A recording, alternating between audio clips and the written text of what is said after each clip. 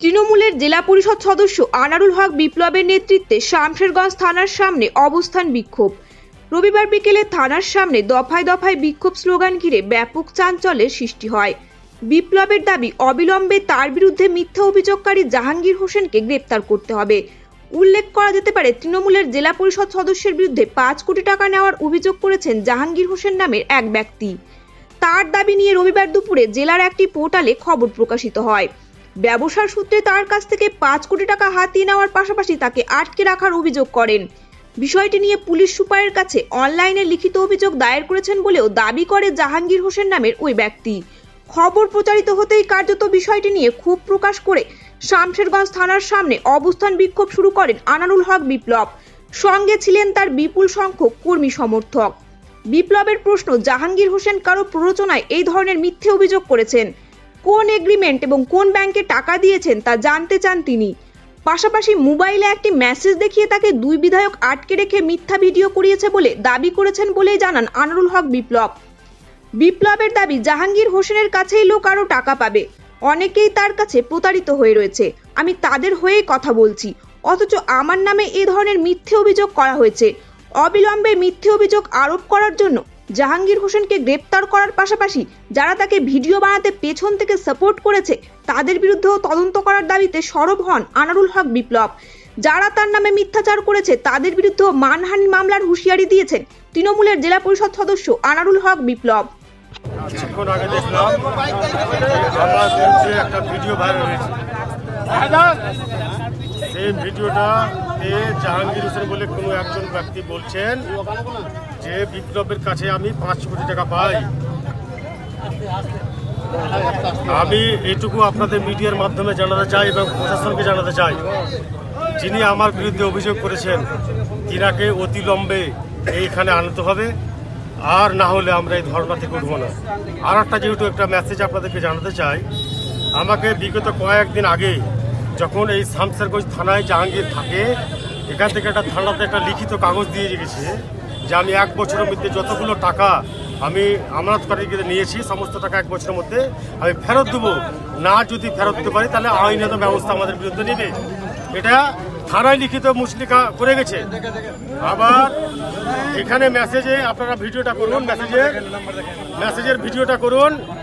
এই মেসেজে লেখা আছে কি যে আমাকে জোর করে এমএলএ আমিরুল আর মুনিরুল তোমার বিরুদ্ধে ভিডিও করালো, আর আমাকে যা যা বলতে বললো আমি তাই বলেছি, কিন্তু সব বানানো দাদা, আমাকে বাঁচাও প্লিজ, আমি তোমাদের টাকা সব দিয়ে দেব। আমি জাহাঙ্গীর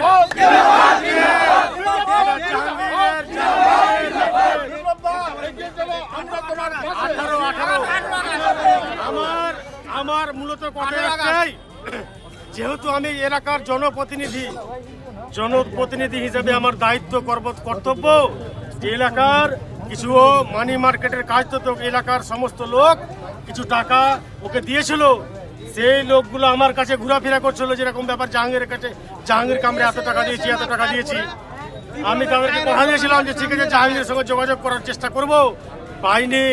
এখন এই নামগুলো যারা দেখলেন মেসেজে, তিনারা তাকে শেল্টার দিচ্ছেন, আর আমি মনে করি যে আমার নামে কালি মিলিপ্ত করার জন্য এগুলো করছেন। আখেরে কিন্তু ভয়ঙ্কর খুব ক্ষতি হবে। এই যে অভিযোগ, সেই অভিযোগে আমি মানহানির মামলা করব এবং প্রমাণ করতে হবে জাহাঙ্গীর হোসেনকে যে আমাকে 5 কোটি টাকা ক্যাশে দিয়েছে। ক্যাশে দিলে কোথা থেকে টাকা 5 কোটি পেলো, আর অ্যাকাউন্টে দিলে আমার অ্যাকাউন্ট পাবলিশ করে দেবো, অ্যাকাউন্টে দেখাতে হবে যে কোথা দিয়েছে। এর পিছনে যারাই আছে সবাইকে আমি জানিয়েছি, কলকাতাতে জানিয়েছি, মুর্শিদাবাদ, জঙ্গিপুর, কাউকে বাকি রাখিনি, সবকে জানিয়েছি।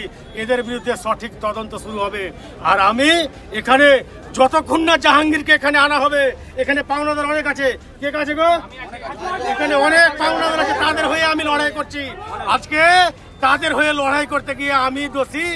এখন আমি বলবো, তোমরা কি চাইছো গো? জাহাঙ্গীর না আসলে আমরা এখান থেকে উঠবো না।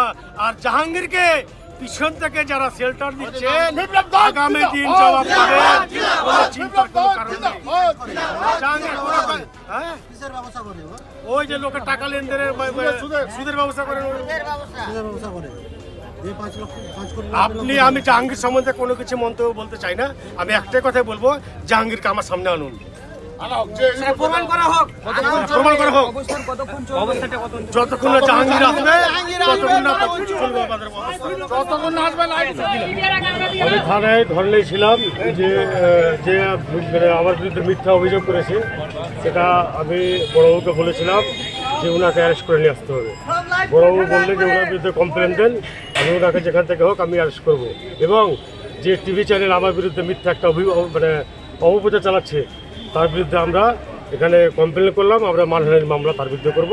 এবং এর পিছনে যে যতই বড় নেতা থাক না কেন, যেখানকারই যেই হোক না কেন, তার বিরুদ্ধে মানহানির মামলা রেডি করছে, যে কাউন্সিলে দিয়েছে।